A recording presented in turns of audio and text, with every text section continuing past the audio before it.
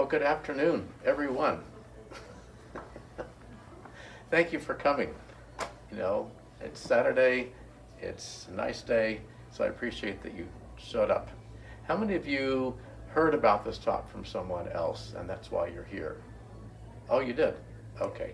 And how many of you just came upon this because you're in the store in Barnes & Noble today? Oh, okay, a couple of you, great. And let me ask this. This is about the Enneagram, a system for understanding people. Some people have never heard of it. Some people have been studying it for years. Some people have heard of it and they're curious about it. So how many of you have never heard of this thing called the Enneagram? Quite a few of you, okay. And how many of you are familiar with it, maybe even have looked at it and understand your type in here? Is anyone like that? Oh, there is one. Okay, good. So I try to gear this for everyone. The book I wrote is meant to be for someone who would like to learn about this system for understanding people better and for understanding yourself better. And it's also for people who have been studying the Enneagram for some time, because I get a bit an interpretation or a perspective that is focused on a relationship and how specifically you can understand better the very people in your life. You know, your husband, your wife, your children, your coworkers, your siblings, your friends. And I wrote the book so you can kind of keep them in mind as you read it. What I wanted to do today was just give you a little bit of an overview of what this is about, how it came to be, and why you might care about it, because I don't think you ever buy a book or invest in something unless there's something in it for you. So let me do a little survey. How many of you have ever been confused by how somebody else behaved? Anybody? Oh, a few of you. Okay. And how many of you have ever looked at someone you know with kind of a sense of quizzicalness to say, really? That's really what you thought or what you're thinking? Anyone like that? Okay. Has anyone ever discovered that someone they know well, they get to a point and they go, there's some things I just don't understand about you after all these years? So I think we're all familiar with that. And then the other is maybe just people in general. Do you ever wonder about humans and why they do what they do? Because people behave in all different ways. And this system is about trying to understand why people might behave the way they do. And it's also meant to focus on how is it that we're the same and how is it that we're different. I think trying to figure out our differences is something we put a lot of time and energy into life.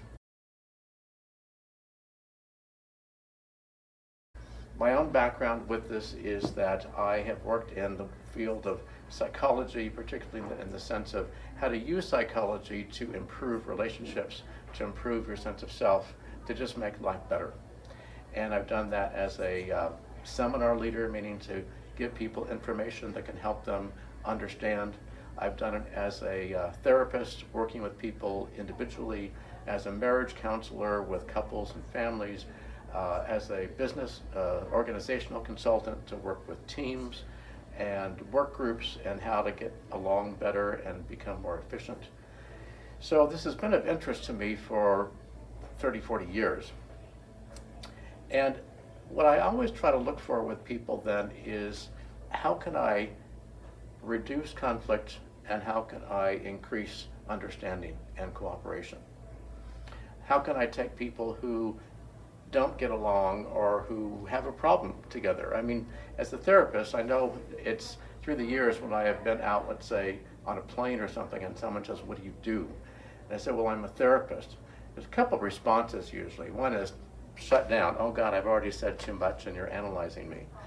Or someone says, oh, I've been to therapy, let me tell you about it, and they want to share everything about themselves. Or they kind of back off and say, oh, I would never want to do therapy. I know I'm fine.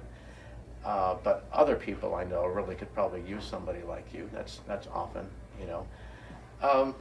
So there's a sense, though, that we might seek help somewhere else if we can't resolve a problem on our own. And the problems that I have seen more commonly have been someone having difficulty with anxiety or depression, and we try to talk about that and see how to work with that. Could be a change in career change, and even making a decision about that and not being clear about it, so it's kind of being a sounding board for someone.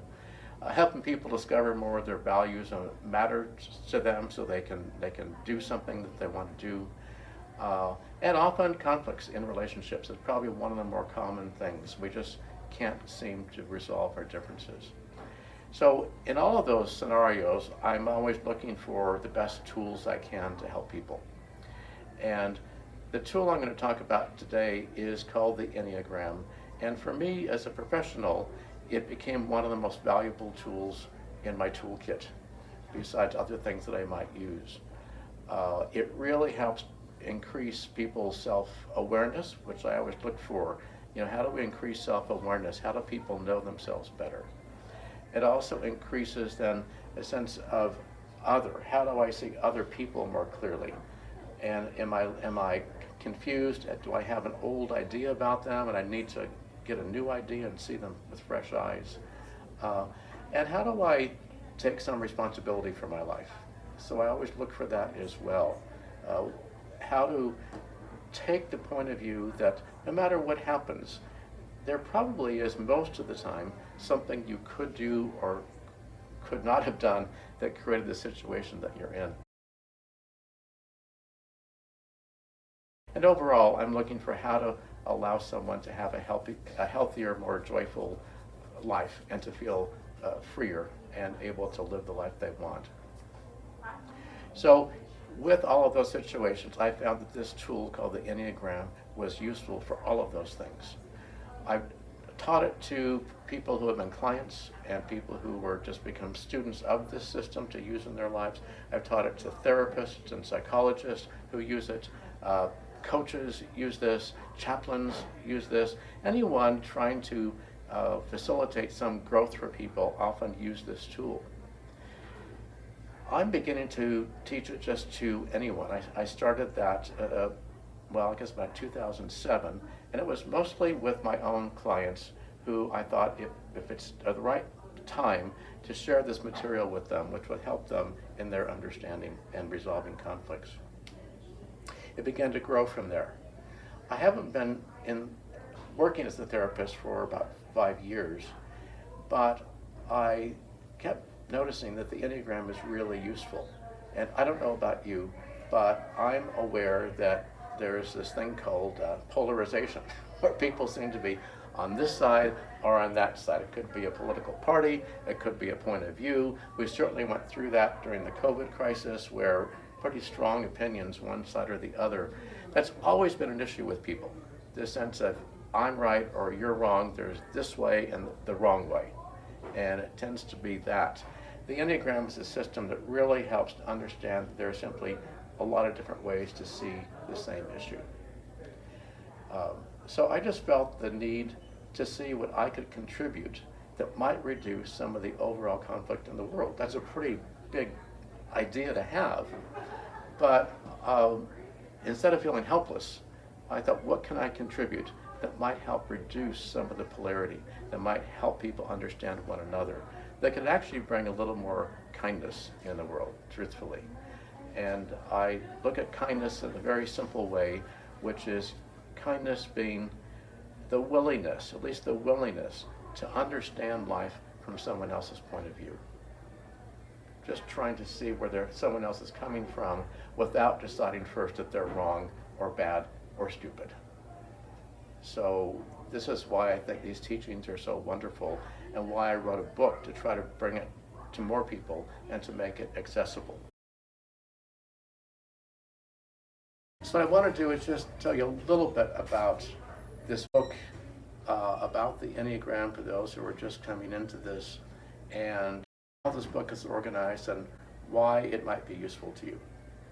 So here's the cover, A Field Guide to Humans, and I like it because it's a colorful cover, and these faces are actually real people who I have interacted with, almost all of them, in my life as students, as clients, friends, family, Many of them having studied the Enneagram a bit, so they understand how it can work and see themselves in it.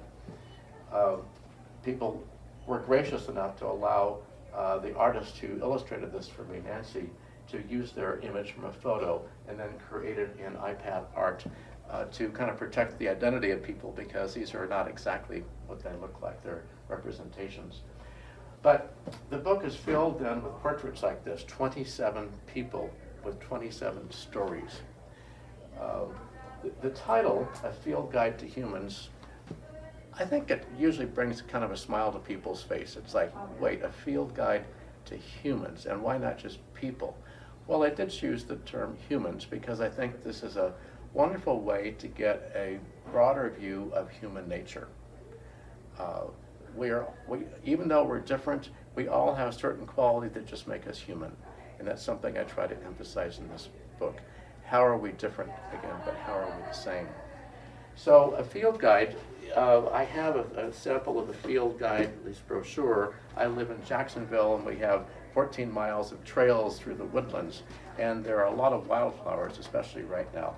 And if you take a look at a wildflower, map, you can see it looks like this, and you kind of, see the comparison between people and wildflowers, and that was intentional, so that you can approach something that can be deeply psychological, but recognize that there's some fun to it. And I find that when I go for my hikes, which I do several days a week, especially right now with all the wildflowers, I can be walking on the same trails or different trails, and oftentimes I'm thinking about something, rehearsing a conversation, reflecting on what I've just done or what I need to do, or my head is somewhere, and then I'll notice, oh, there's a tree, oh, interesting, and there's these flowers here, and I pay attention, but I just kind of pass them by.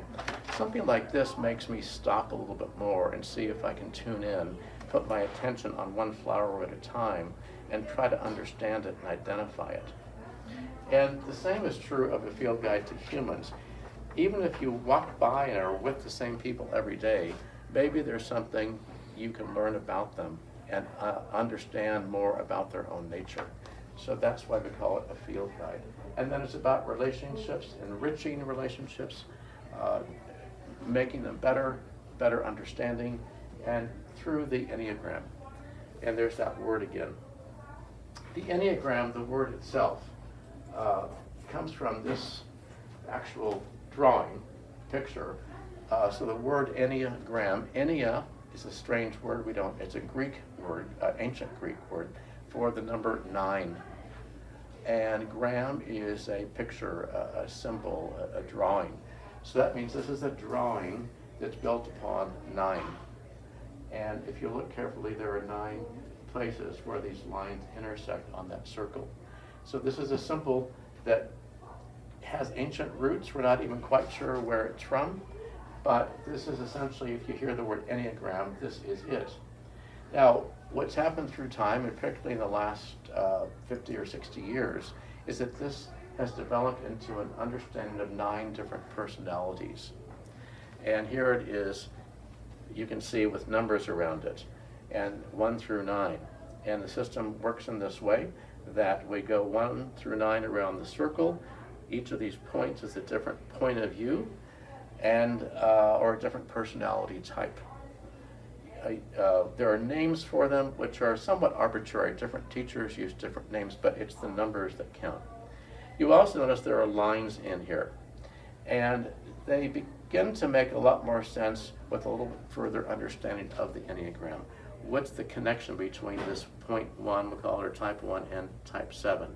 It has to do with somewhat about compatibility, why we might understand some people better than others, why we can actually sometimes notice that we might identify with one type, but we are familiar with a type that might be where we're connected to a line or a type next to us. So through time, the shape of this and the meaning of this symbol become more important.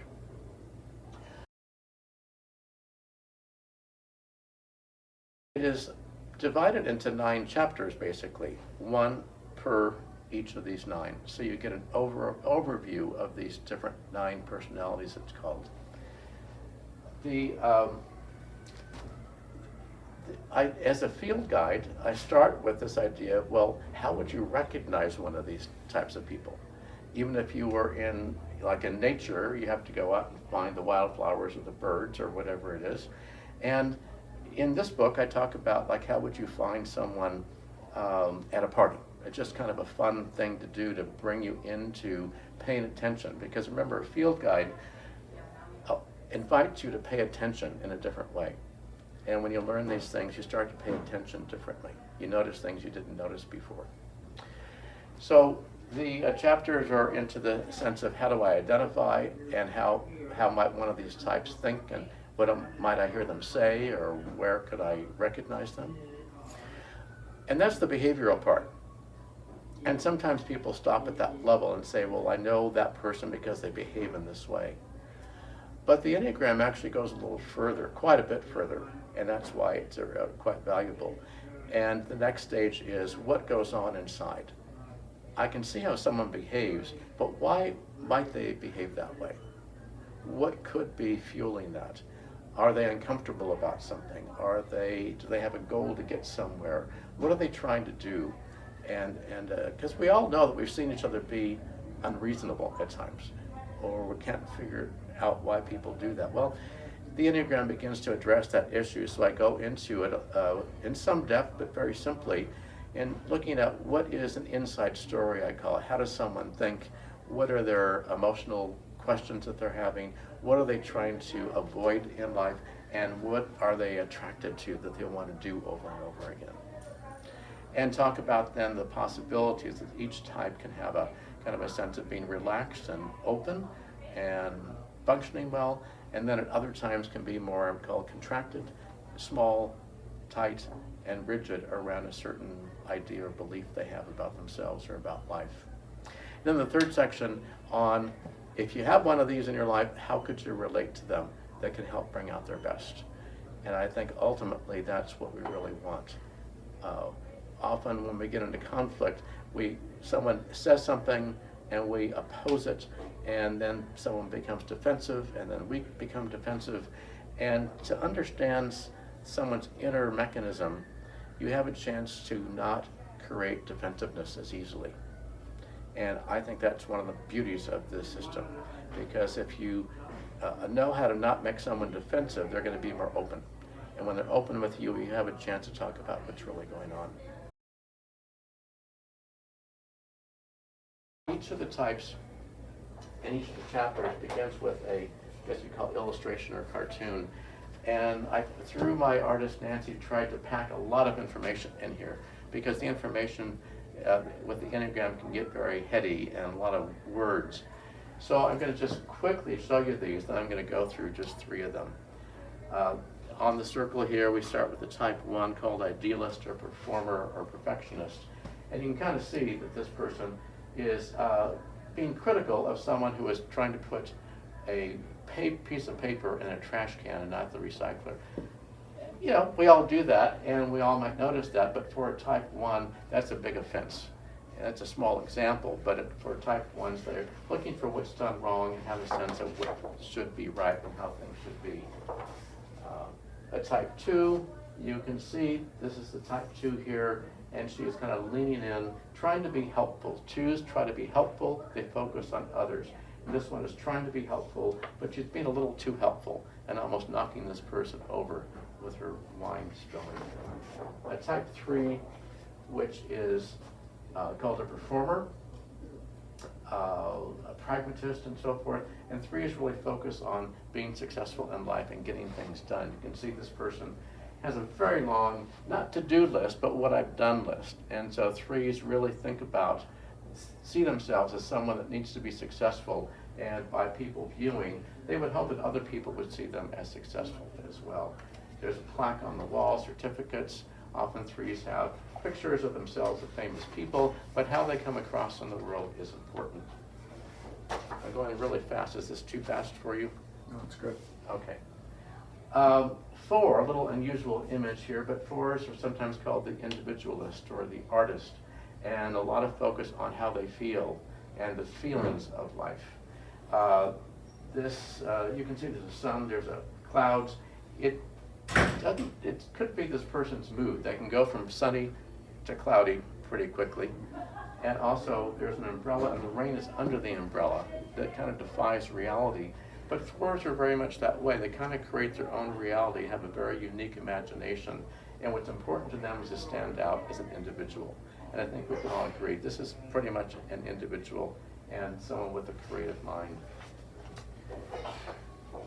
A type 5, someone is hiding behind a book.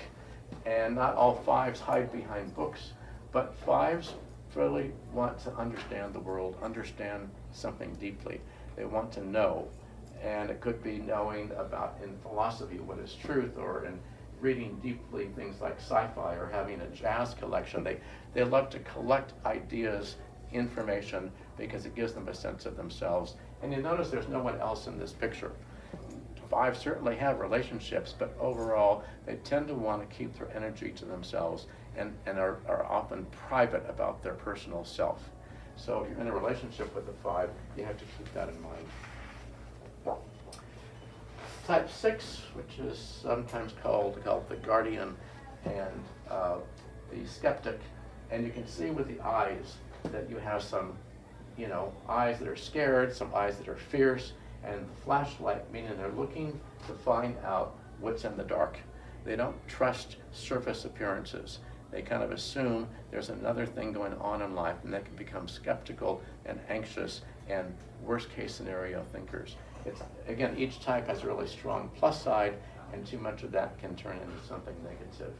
So 6s are kind of looking out for all of us. That's why it's kind of a group of eyes. They tend to like to be in a group, you might say, and feel safer that way, but are looking to discover what the rest of us don't want to see or don't want to ask about. They're good questioners. The type 7, they're having a good time. And just as the type 5 with the book is kind of looking inward and looking at knowledge, and the type 6 is looking everywhere to find how to feel secure, the 7 is saying, let's go out in the world and enjoy. We don't have to look at ourselves, we just have to enjoy ourselves. And they love options, and you can see one sign says more options. They could be the ones who want to plan their trip to make sure everything is always up. They tend not to want to get into negative down feelings, don't want to be bored or limited. That's their type 7. Type 8, you get a sense of bigger than life from this. These are people look small, and 8s kind of see themselves as bigger than life. Megaphone, meaning that they tend to have a force that goes out without even being aware of it. They can be very kind of small or vulnerable, but they would never show that. So showing strength and power is important to a type 8. And sometimes people are kind of knocked over by them, and an 8 has no idea. There's kind of an innocence to it. But they're very, they like to take charge, they're open with their anger, and they also have incredibly tender hearts to take care of people that they care about if they feel they're being treated unjustly. And then the type 9, which is sometimes called the peacemaker. They are able to kind of see, and at the top of the pyramid, they can kind of see from that perspective all the types and say, we're all one big family. We can really get along. I understand your point of view and your point of view, and let's just, enjoy. I don't want to be in conflict or confrontation. So they tend to really move towards where the harmony is and move away from where there might be conflict. So what I'm going to do is I'm going to talk about just a few of them. And the first one I'm going to go into and work up is the type 3. Why? Because it's a little more familiar character to us in life. We tend to focus on and want to be successful people, and we want to make it, and 3s tend to be self-made people. So I'm going to give you a couple sample things from the book when I go into type 3, and the book starts always in each chapter with the cartoon that you're looking for. So I start with, at the party, just kind of a fun game. How would you spot one of these? And here's what it says. What you notice most about the gentleman in the tailored suit going around shaking hands with everyone at the party is his polished appearance and social ease. You'll learn that he's a realtor who has received the top agent award 3 times in the past 3 years. He exudes confidence and competence and seems to attract attention without trying, enjoying the admiration of others. You may have spotted the 3. So it gives you just a sense of what you might see. That's just the appearance, and not all 3s look alike, not all 3s dress in suits, but a 3 will show up in what they think is the right apparel for the situation they're in to look successful, whatever that is to them. And then just a brief description, 3s are passionate about being accomplished and competent. 3s value working hard, setting and achieving goals, and completing all the tasks on their to-do list. While striving to be the epitome of success themselves, the 3 often inspires others to do the same. However, 3s can be enslaved to their work, highly competitive, and over-identified with the winning presence they project. Why bother being successful if other people don't notice? So you can see they're very focused on getting things done, and they don't like to be pulled away by too much emotion or distractions.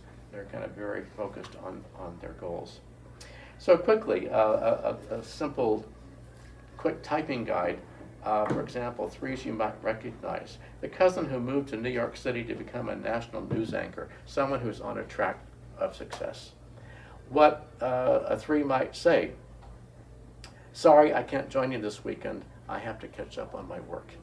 Somehow, work or achievement comes ahead of other things. And what a 3 might be thinking, you won't hear it, but you might kind of get that sense by watching them. And a 3 might say, I think my accomplishments really impressed them. So they'd be aware of their impressions on other people. So that's just a little bit of what you might get in looking at the section on how to identify a 3. And I tried to make it relatable, and also try not to do stereotyping, because not all 3s behave the same way, but you begin to get a feel for where their attention goes. I'm going to look next at another one that we are familiar with generally, and we see it a lot, and that is the type 7. So this is the one over here. We just did the 3 who's here and the 7 who's here. So as I said, 7s kind of focus on the pleasures of life and how to keep things up, and especially how to not miss out. Some 7s have a difficult time making commitments because, well, what happens by the time Saturday comes around and there's something better to do? So they like to keep options open. They tend to be pretty optimistic about life, but the other side is to kind of stay away, as I said, from things that could make them feel bored or down. So we want to understand the 7 a little bit better. And why would that be true for a 7? Why would they continue to focus on just the pleasures in life? 7s and the behavior, we could say, when they're more limited, when they're kind of more not understanding themselves well, have difficulty going along with anyone or anything that might limit their enjoyment. They expect others to like what they like and feel entitled to get what they want. So you begin to see the Enneagram is not necessarily kind. It just says, this is what is. And this is what tends to happen for some people if they are this type 7. 7s may have lots of friends, but few deep friendships. Some 7s that I've listened to, that's how I've learned most of this, by reading, studying, and then listening to people who live in this mindset. And 7s have often said they end up feeling superficial, that they go from one thing to the other. They have plenty of friends, but don't know how to have really deep friendships, because often deep friendships require difficult emotions, and that's something they're just not as skilled with. So when 7s grow, they begin to not be as afraid of negative emotions. They begin to not be as afraid of being limited. They begin to feel like, maybe I better take all of life in, not just all the good stuff. If you're in a relationship with a 7 and they don't want to deal with the difficult things, you're left with that. and that's not really fair in a relationship. Uh, that's one of the reasons to learn these things, because we think we're fine. How could anyone not want to be a 7? I mean, who's going to argue and say, you shouldn't be having fun? Well, someone who's picking up the slack for someone will say that. And also, it just begins to feel like a flat version of life, because life is not all just fun. So as 7s grow, they begin to feel more comfortable with some looking at more depth inside themselves and distinguish between pleasures and true fulfillment. Here's a little story. It's a man named Jimmy. I'll tell you about him. Jimmy, a 7, teaches history at a high school and is also the girls' soccer team coach. You kind of get a picture of this person. He's married and started a family in his late 30s. And here's how he speaks about his growing. When I was in my teens, my father lost his job and my parents started arguing about money, beginning to give you some insight into the background and what contributes to this person becoming the way they are, whether from family and growing up or that's just their nature. I think it's both. The atmosphere in the house got pretty thick. There was a lot of yelling and my mother started drinking too much again. By nature, I had always been a pretty cheerful kid, so I didn't let all that fighting bother me. I got into sports. I hung out with friends. At school, I became a class clown. I've always used charm and a positive attitude to get me through challenges, but having a family has forced me to take a long look at myself. My wife jokes that when there's tension between us, I start planning a fishing trip. When my son was having a hard time in school, I bought him his first catcher's mitt so I could show him how to throw a baseball. Later I realized I probably should have spent a few evenings a week tutoring him. I am a teacher after all. I've got to say, it's sobering to realize that I have always chased one high after another to avoid anything unpleasant. That's a very superficial way to live. As I rein myself in a bit, I find I'm not as afraid of feeling down, and I don't have to have several fun options on the horizon. It's better to experience it all, the highs and the lows. So as 7s grow, they're better able to focus on where they are instead of where they're going to go that would be more fun than where they are. They become more responsive to other people's needs and preferences, and they start to seek more depth in their relationships. So you kind of get a feel for where you can go. It's not what type that is the issue really, but how you want to live in that type. We all seem to be encased in these patterns that we develop through time and we repeat them. But once you begin to learn about the pattern, you recognize you have a choice. And before the 7 could only keep focusing on positive and where we're going and what's next will be even better, once awakening to that and saying, that's not really getting me where I want to go in life. There's something missing. And the Enneagram gives the 7 then each type a particular map to follow and how to grow. And then the last one I want to talk about is what it's like to be in relationship with a type. And this one I'm going to choose the 1. And the type 1s tend to focus on what's wrong, can be very critical of themselves. That can spill out in becoming critical of other people. They just want to see the world be a better place, but they kind of fall all over themselves sometimes and can't give themselves a break because everything has to be perfect in their lives. So imagine what it's like to live with one of these. I say you're kind of laughing about that. But if you are trying to live with the 1, it can be challenging, just like any of us can be challenging, really. So I have a little story of someone who's trying to live with the 1, and she talks about it this way.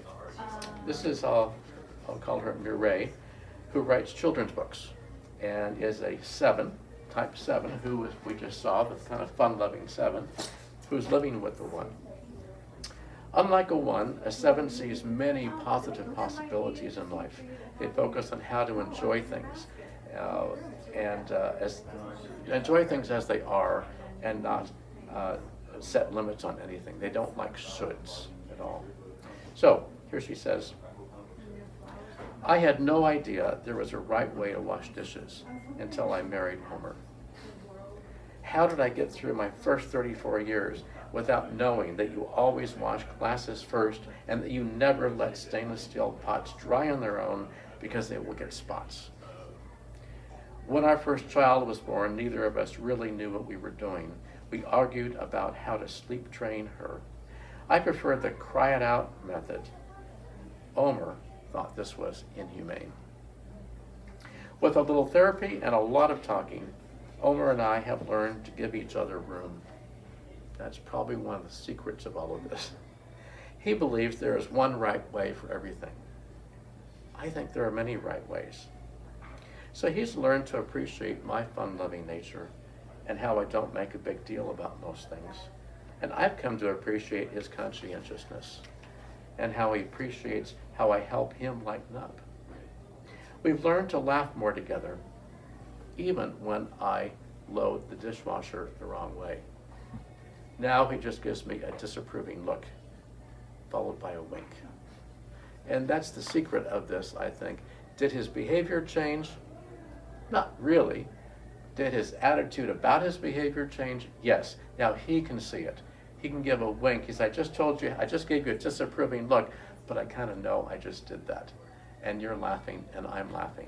So we're not looking for major change. We're just looking to appreciate one another and how to work with our differences. So for one, for example, I put in each section at the end how to get along, tips for enriching your relationship. If you're living with a one, you might do this: express appreciation for their attention to detail and their high standards. Take on your share of responsibility so they don't feel it's all up to them. Ones feel overly responsible for most things, and why aren't other people doing that? And also help them grow in self-acceptance by setting more realistic expectations for themselves. Ones tend to be really hard on themselves, and once you understand that, you start to feel a little more compassion for them. And then I end each section with something I think is really important. There's two statements with each one, and one of them is called be mindful of their tender spot, and the other is called see their gift. Because what these teachings provide is a way to see through someone's personality and see through to why they might feel defensive, or I call it their tender spot, something they are uncomfortable with that we wouldn't know necessarily. So for the one, be mindful of their tender spot. Deep down, ones believe they must earn love and acceptance by being good, responsible, and conscientious. Encourage them not to be so hard on themselves. So once you understand that that goes on inside of this person, they're constantly judging themselves for not being good enough. If you feel that, then you kind of more naturally want to say, maybe you're being too hard on yourself. You can't just say, don't be hard on yourself, because that's a criticism. And ones do not like criticism. But you understand, you can appreciate what that tender spot is for them. They don't want to be wrong, they don't want to make a mistake, they don't want to be irresponsible. And then lastly, their gifts, because each type has a strength and a gift, but they don't always know how to use it, or they overuse it. So for the one, at their best, when they're really doing well, at their best, ones inspire all of us to envision a more perfect world. So we need the ones in the world. We need the sevens in the world. We need the threes. We need all of these. But we want to know how to relate to each one to bring out their best, because we need the gift from everybody. You notice that on this diagram, on the Enneagram symbol, there's no top or bottom necessarily. There's no right or wrong. It's a circle, which means everyone has kind of an equal place around the circle. Some people say which type is better than the others. It really comes down to how aware someone is, not what type they are.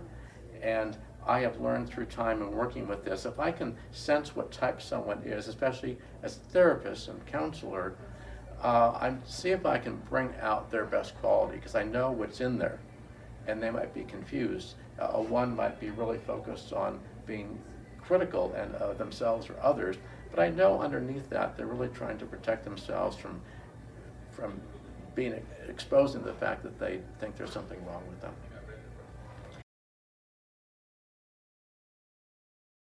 So the book is designed to help you know how to bring out the best in people. And it's pretty clear instruction manual in that way. Do you have any questions at this point? Okay. Then I'll tell you where I close with this book, because to me, it's really the purpose of it. Why would you want to know these things? Who wants to learn psychology? Well, this is designed not to have to go into deep theory, but use your basic human sense. That's why it's a field guide to humans. Your basic sense of being a human, trying to understand other humans. And I've seen that the thing that is the best tool we have and the greatest challenge we have is to try to learn kindness. And as I said earlier, kindness is at least being willing to try to see life from someone else's point of view. And see if you can just come from your heart more. It's not easy, but I've seen through the years, because as a therapist, one of the things you have to learn to do is to sit with anybody and listen to them. People say, how can you listen to people's problems all day? I never really saw that, because I wasn't listening to their problems. I was listening and trying to sense, what is the struggle for this person? What do they not see about themselves? What needs healing in there? How can I treat them with respect and kindness and boundaries and toughness at times?